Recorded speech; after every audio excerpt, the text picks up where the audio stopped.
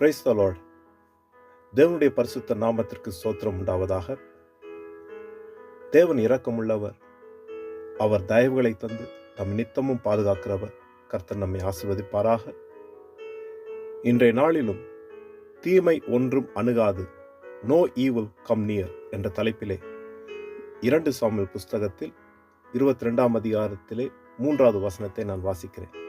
2 Samuel chapter 22 verse 3. My Savior, you save me from violence. என்னை வல்லடிக்கு நீங்களாக்கி ரட்சிக்கிறவர் அவரே. Beloved,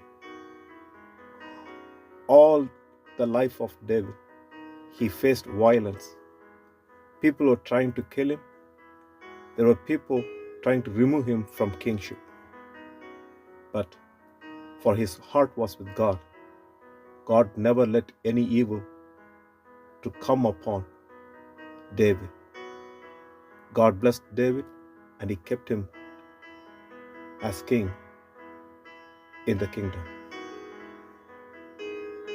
பிரியமானவர்களே, தாவீதினுடைய நாட்களிலே அவனை கொலை செய்யும்படிக்கு எத்தனையோ தீமைகள் உண்டாயிருந்தது.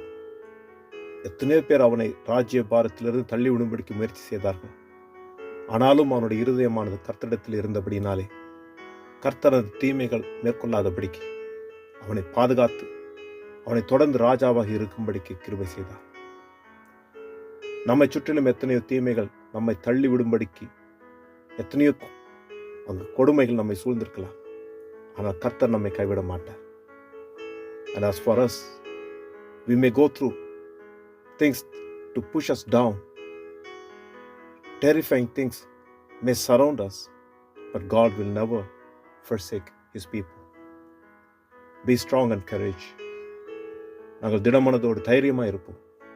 கர்த்தர் நிச்சயமாய் நம்மை பாதுகாப்பார்.